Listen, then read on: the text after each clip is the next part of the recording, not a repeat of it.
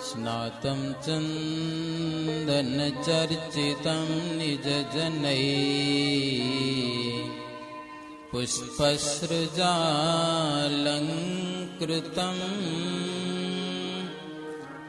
પ્રાતઃ સૂર્યમયુખસેવિતમુખम् શ્રીચંદ્રસાલોપરી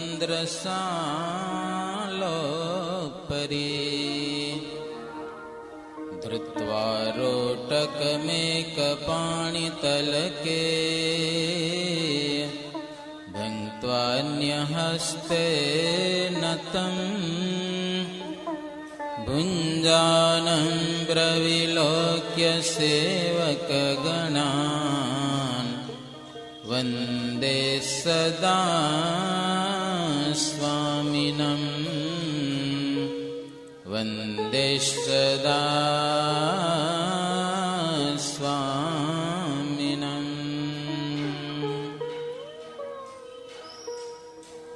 ઓમ શ્રી હરિકૃષ્ણાય નમો નમઃ. શ્રી ઘનશ્યામાય નમો નમઃ. શ્રી સ્વામિનારાયણાય નમો નમઃ. શ્રી નરનારાયણ દેવાય નમો નમઃ.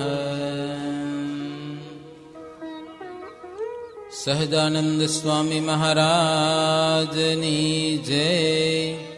શ્રી ઘનશ્યામ મહારાજની જય.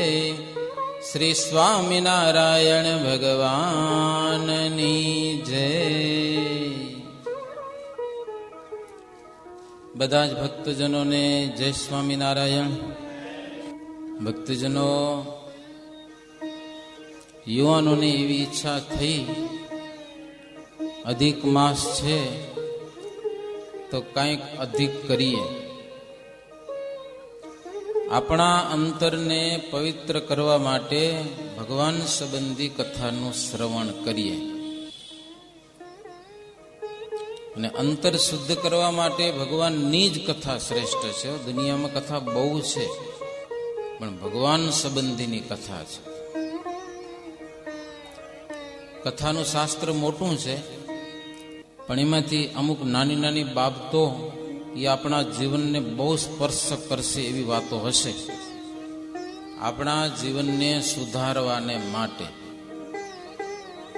આમ તો ચરિત્રનો ગ્રંથ છે, પણ એમાં શ્રીજી મહારાજ જે વાતો કહે ને એ બહુ ધ્યાનથી સાંભળજો ભક્તજનો. અધિક માસ છે, દરેક મહિનાઓમાં ઉત્તમ માસ છે આ. અને આ મહિનામાં કરેલું વ્રત, જપ, તપ, કથા, શ્રવણ એનું અનંત ઘણું ફળ છે, અનંત ઘણું.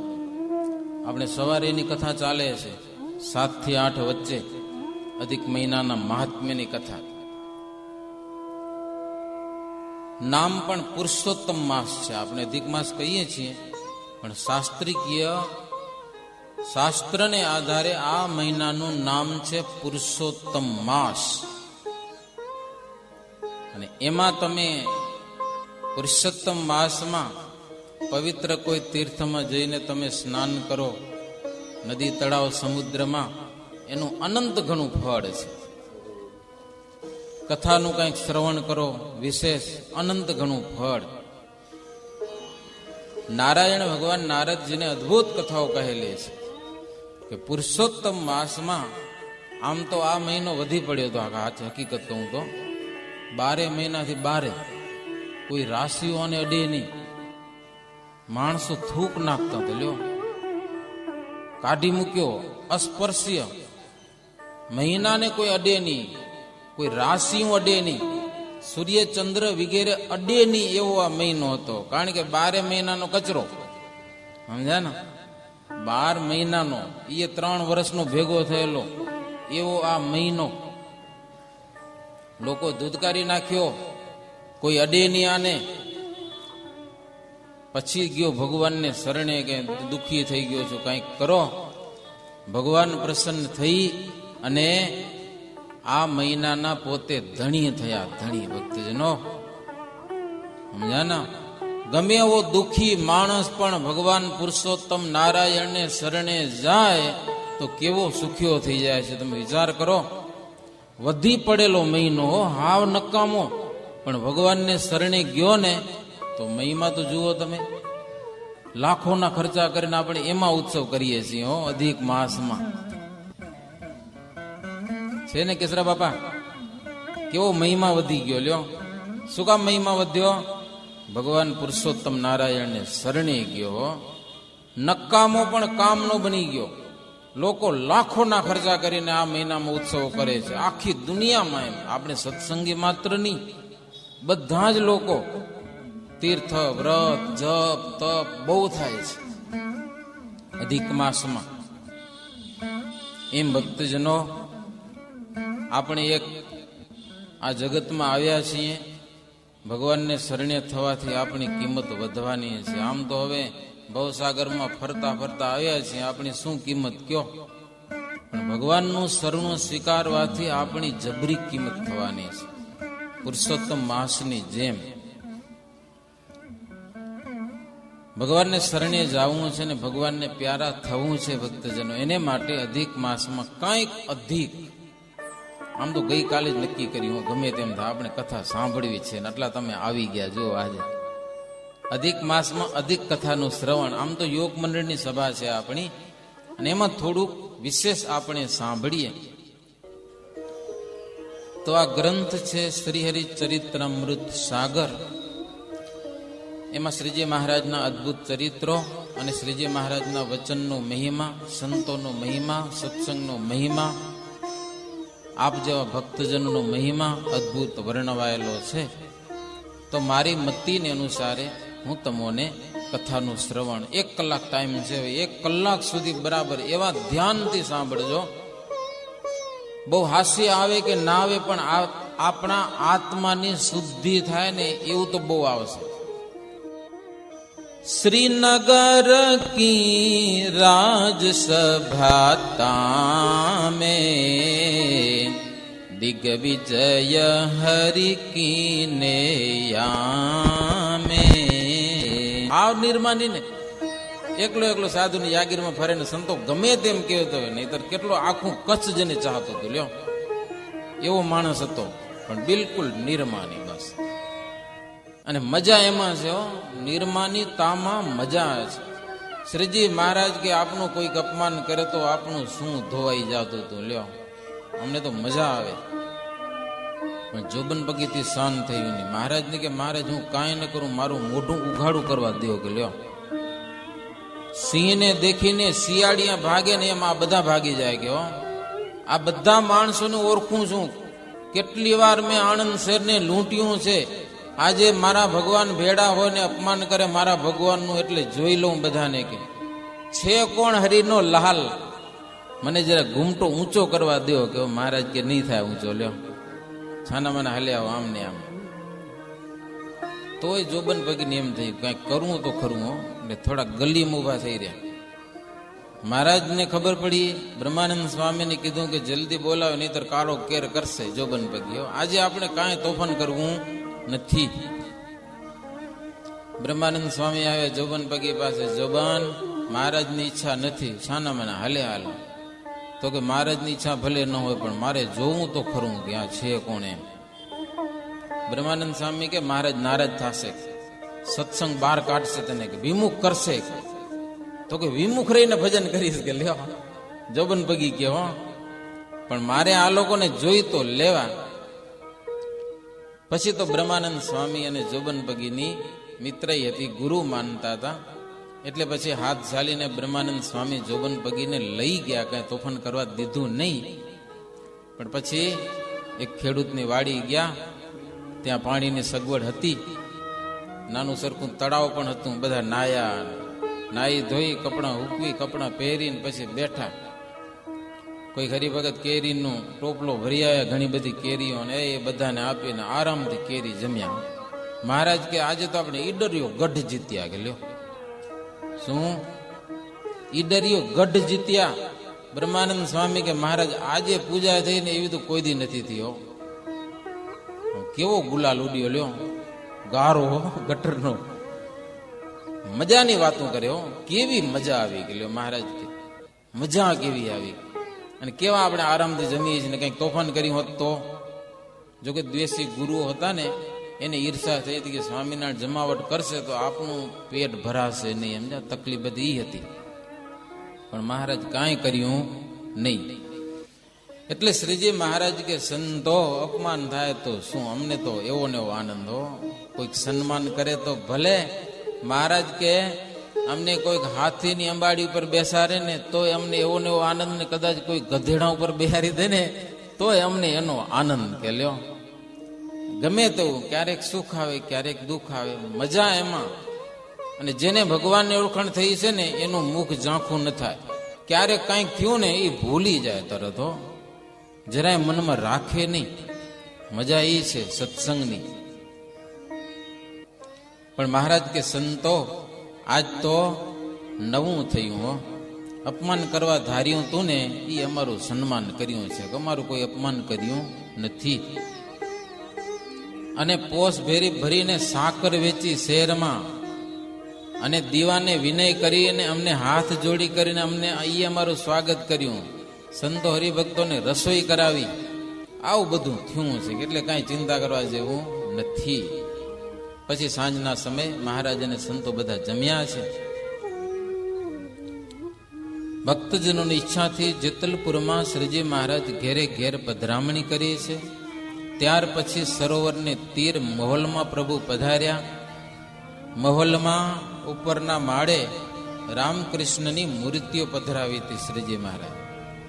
રામકૃષ્ણ એટલે બલરામ અને શ્રી કૃષ્ણ બે ભાઈ અને રાધાજી.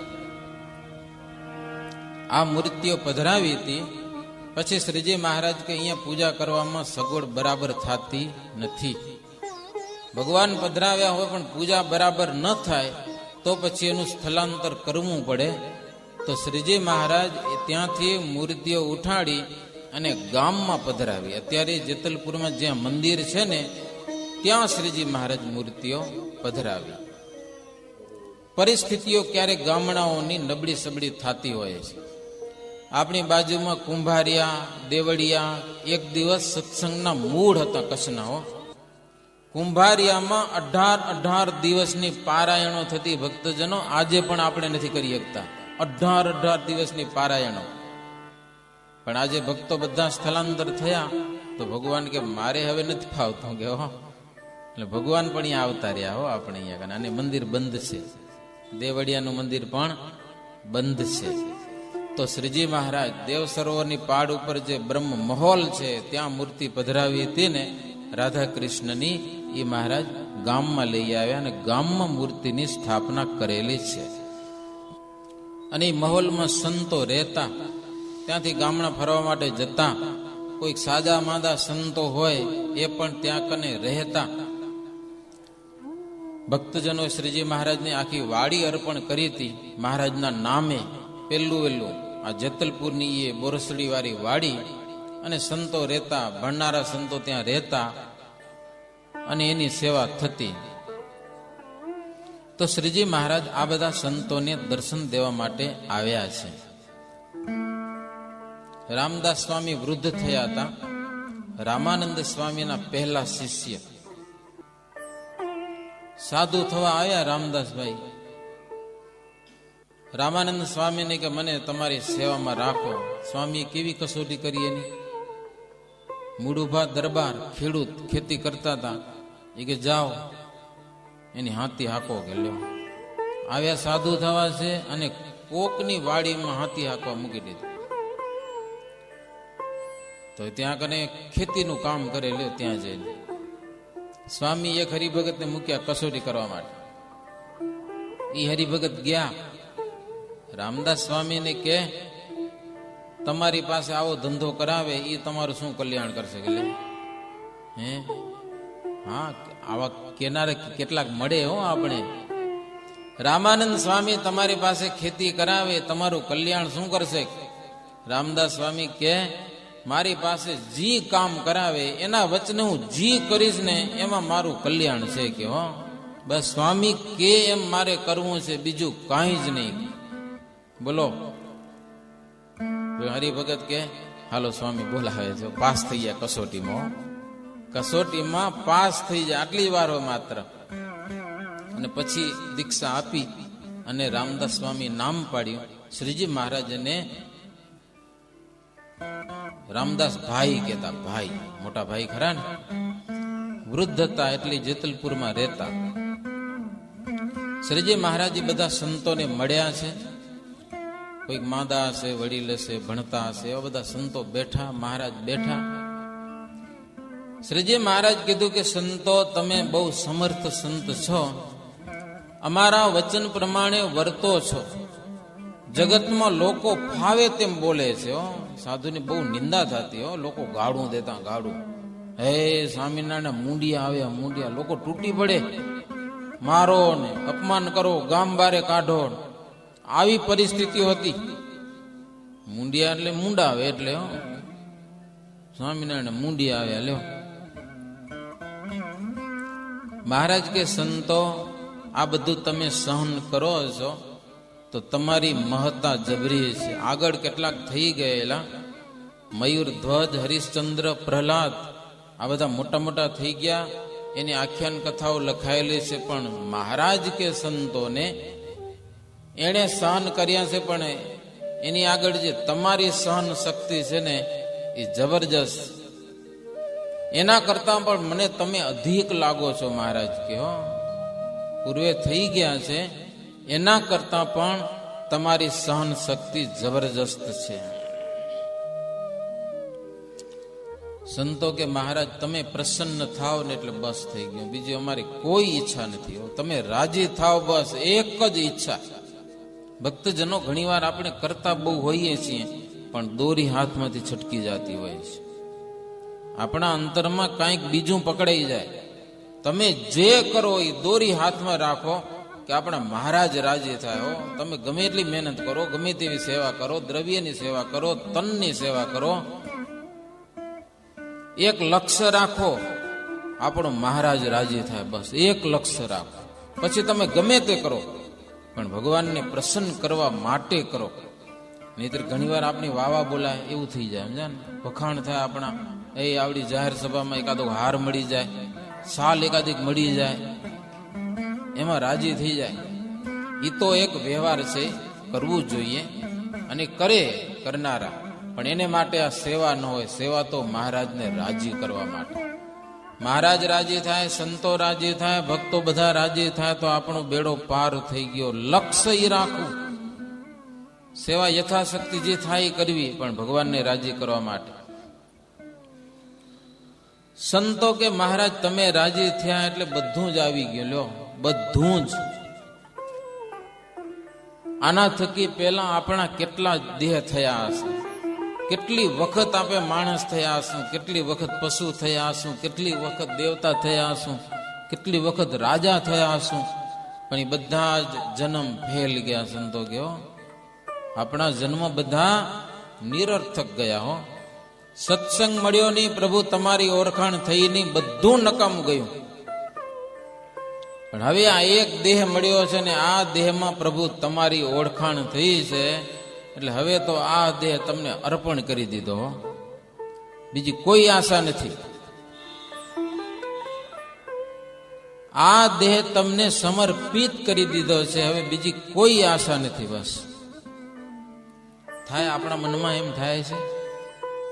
સત્સંગનું અહો અહોપણું જણાય. જયંતિભાઈ બોલો, અહોભાવ આવે, અહોભાવ સત્સંગનો, કે આનાથી કેટલા જન્મ આપણા ફેલ ગયા. હાવ નક્કમા પંચ વિશે ભોગવીને. હો, ભગવાનનો ભેટો થયો નહીં, પણ હવે આ વખતે ભગવાન મળી ગયા. હો, આવો દિવ્ય સત્સંગ મળી ગયો. લ્યો આવા સંતોની ઓળખાણ થઈ, આવા શાસ્ત્રો આપણે સાંભળવા મળે હાવ મફતમાં, ઉપરથી પાછો પ્રસાદ મળે. કઈ મળતું હશે કઈ જગતમાં એમ પાછું વરી કયો તા એકાધિક ભાગવતની કથા કરાવજો, કેટલો ખર્ચો આવે પછી મને કહેજો. કથા સાંભળવાની હાવ મફતમાં, અને આવ્યા એક દિવ્ય અપાન આકાશની વચ્ચે બેસીને કેટલા જન્મના ભાગ્ય ઉદય થયા હશે ત્યારે આ મળ્યું છે, એમને મળતું નથી. સંતો કહે છે મહારાજ તમે મળ્યા, આ દેહ અમારો લેખે લાગ્યો. હો, ઘણી વાર આપણું કઈ કામ સારું થઈ જાય, થોડો ખર્ચે ને એમ થાય કે આટલા રૂપિયા ખર્ચા પણ લેખે લાગ્યા. થાય કે ન થાય? રૂપિયા લેખે લાગ્યા અમારા. લે ગમે એટલો ખર્ચો થઈ જાય. બીજું બધું ઠીક, લગ્નની વાત જોઈએ, લગ્નની સમજા 2-5 લાખનો ખર્ચો થયો પણ લગ્ન ધામધૂમથી થઈ જાય ને તો શું માને? રૂપિયા લેખે લાગ્યા કે એમ કે કેટલાક એ જગતના જીવન માટે, ભગવાનના ભગતને માટે ન હોય. કરવાનું તો કરે, જેવી શક્તિ કરો. બધા એક જ વાર હોય લગ્ન, વારે વારે થોડા કરવાના હોય. પણ કદાચ લગ્ન તૂટી જાય તો શું ફેલ ગયા એમ થાય કે ન થાય? કેટલાક ફેલ જાય તો પાછા નારાજ બહુ થાય. મારે એક જણે લગ્ન કર્યા, જોકે દૂર ગામનો છે એટલે અહીંયા કોઈ હશે તો નહીં, પણ પ્લેનમાં લગ્ન કર્યા, એટલે હેલિકોપ્ટરમાં. જાન હેલિકોપ્ટરથી જવા દીધી. હા, મેં ગામમાં, ગામ નામ નથી દેવું મને, હેલિકોપ્ટરમાં જાન ગઈ અને લગ્ન કરીને ભાડો હેલિકોપ્ટરથી આવ્યો. બહુ પૈસા વાળો હોય તો થાય, નહીં તો હેલિકોપ્ટર ભાડે કરવા કે સહેલી વાત નથી ને. પણ બન્યું એવું 2 મહિનામાં લગ્ન તૂટી ગયા પાછા, સમજા કે નહીં? એવું કાંઈ નથી કે હેલિકોપ્ટર લગ્ન કરો તો ના જ તૂટી, એવું છે તમારું? સારું તૂટી ગયું. એલા પછી એક સાધુ કોઈ કથામાં વાત કરી તો મારું ખીજાણું બહુ, સમજા, સાધુ ઉપર. હવે કે ખોટી વાત કરી, હવે તૂટી ગયા તો આચું જ ને એમ, હવે ગમે તેમ કરો, ફેલ ગયા એમ લાગે. સમજા, એમ આપણે કેટલા જન્મ ધારણ કર્યા હશે, કેટલાય જન્મમાં આપણે કેટલું મળ્યું હશે, પણ આપણા જન્મ બધા ફેલ ગયા હશે. હવે આ વખતે અવસર આવ્યો છે કે જો આ જન્મને લેખે લગાડવું હોય તો અવસર મળ્યો છે. હવે કોઈ જાતની ખોટ નથી. અધુરાશ હોય તો મારી અને તમારી છે, પણ ભગવાને કાંઈ હવે ખોટ રાખી નથી. આપણે જેટલું મળવું જોઈએ ને એટલી પ્રાપ્તિ ભગવાને આપણે સંપૂર્ણ 100% આપી દીધી છે. સંતો કે મહારાજ સુરો થઈને લડાઈમાં જાય અને લડાઈમાં ભાગે ને પાછો ડર પામીને પછી કરોડ વાર લડે ને પણ એની ઇજ્જત ગઈ પાછી ના આવે. એક વાર ભાગ્યો બીને પછી ભલે કરોડ વાર લડવા જાય પણ હવે ગયેલી કિંમત એની પાછી ના આવે. એ તો ગયું, પ્રતિષ્ઠા ન મળે.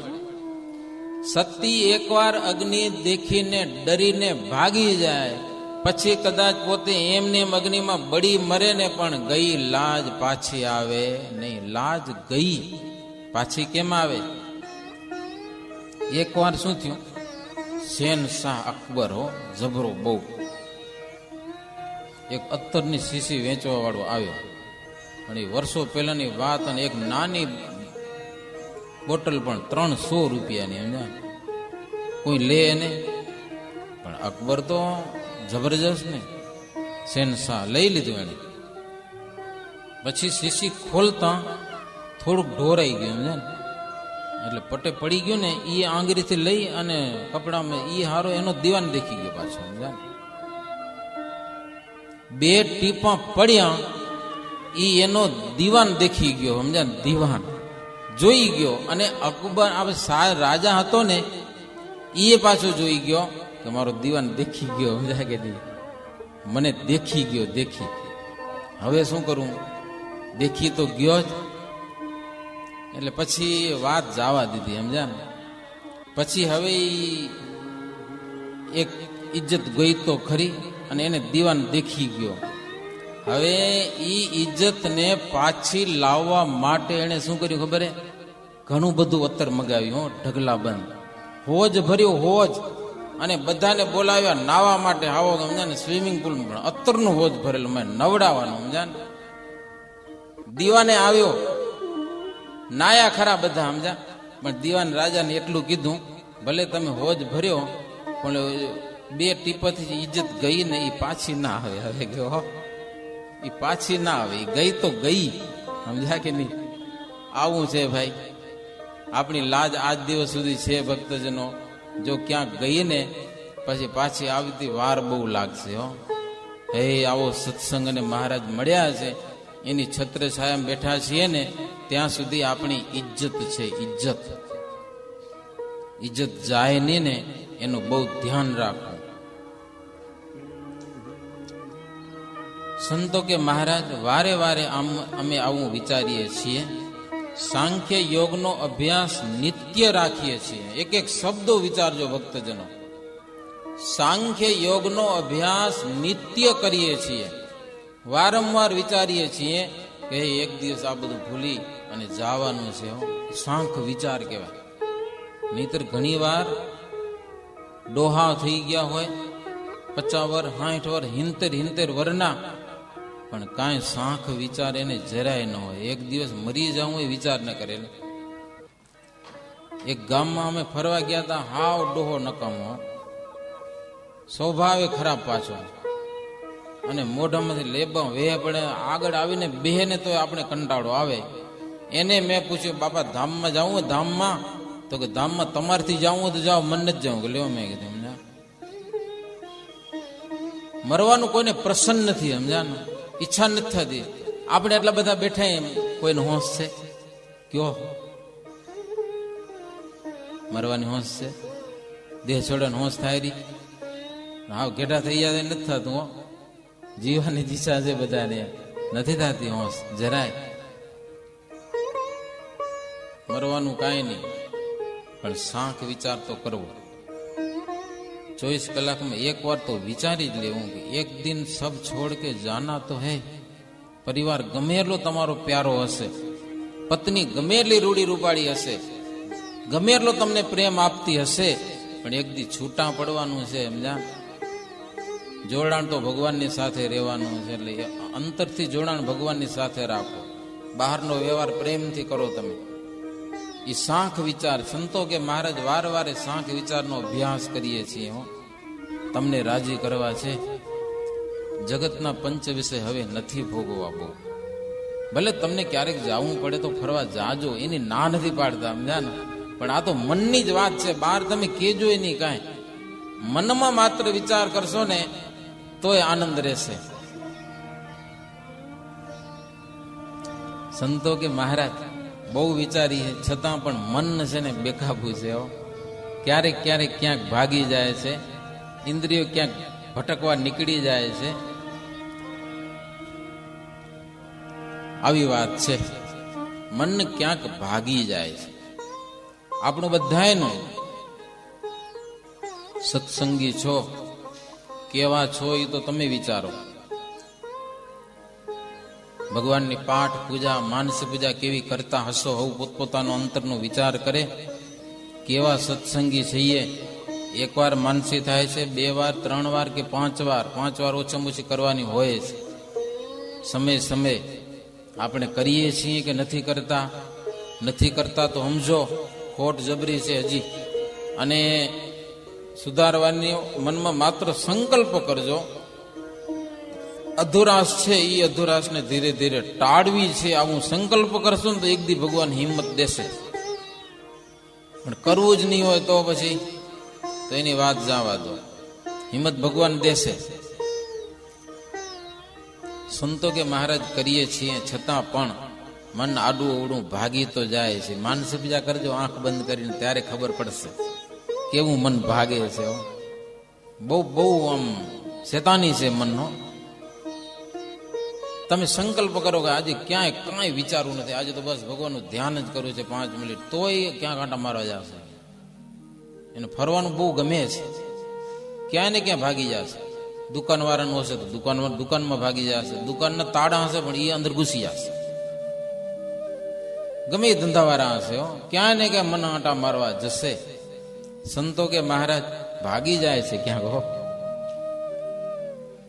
ત્યારે શ્રીહરિ કહે છે, સંતો તમે એક બાજુથી એમ કહો છો કે આ દેહ છે ને આ દેહ તો તમને અર્પણ કરી દીધો.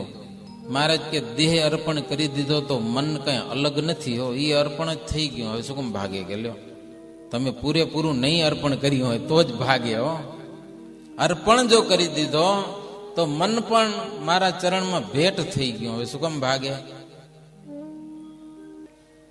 મનની પાછળ દેહ રહેલો છે. અર્જુન જેવા વિચારો રાખો મહારાજ કે, અર્જુન જેવા. સંતો કે મહારાજ અર્જુનનો વિચાર કેવો હતો એ કહો. શ્રીજી મહારાજ કે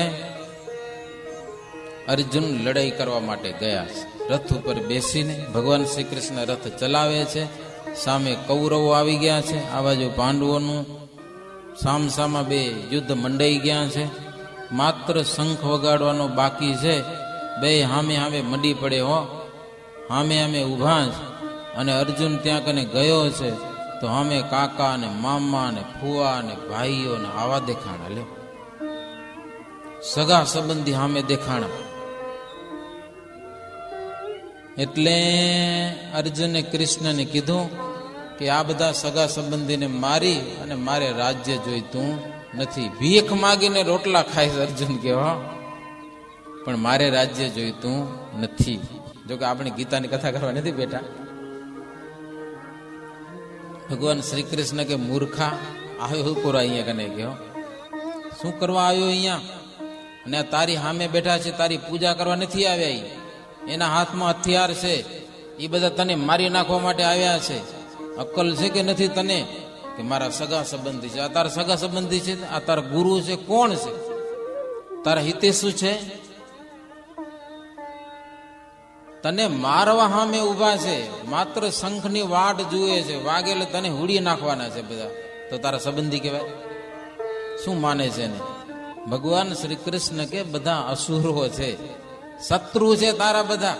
અને જો તારા મિત્ર કે સંબંધી હોય તો તારી સામે લડવા શું કામ આવે? સમજૂતી ન કરે. ભગવાન કે હું મરી મથ્યું સમજૂતી કરવાનું કોઈ માન્યા છે તારા બધા કાકા મામા ફુવા? મારું નથી માન્યા. કોનું માનવાના છે? હગા તારા હગા હોય તો મારવા આવે? બોલો. એટલું સમજાવવા માટે ભગવાનને 18 અધ્યાય વાળી ગીતા અર્જુનને કેવી પડી. હો, મોહ અને પ્રમાદ અર્જુનમાં ઘૂસી ગયા હતા, એ કાઢવા માટે 18 અધ્યાય વાળી ગીતાનો ભગવાન શ્રી કૃષ્ણે ઉપદેશ કર્યો. બહુ સુંદર ગીતા જ્ઞાન છે ભક્તજનો. હે કર્મ યોગ ને રાજ યોગ ને અદભુત કથાઓ છે. ભગવાનની પૂજા યોગ ને બધું છે એની અંદર. જ્યારે ગીતા પૂરી થઈ એટલે અર્જુનની સ્મૃતિ થઈ. મોહ અને પ્રમાદ એના નાશ પામ્યા. મોહ અને પ્રમાદ નાશ પામ્યા એટલે શ્રી કૃષ્ણ ભગવાન પ્રસન્ન થયા. અને અર્જુને પૂછ્યું, હવે પ્રભુ તમે કયો એમ કરું? હવે મને પ્રમાદ અને મોહ એ કાંઈ છે નહીં. ભગવાન કે તારી સામે ઊભું છે ને અસુરનું વન, એને વાઢી નાખ્યો. બીજું કાંઈ નથી કરવાનું. વાઢી નાખ, બીજી વાત નહીં. અને અર્જુન ભગવાનનું એક વચન માની કરીને પછી બાણની વરસાદ એવી જવા દીધી ને અસુરના વનને વાઢી નાખ્યું, હુડી નાખ્યા બધાને ભગવાનના વચનથી.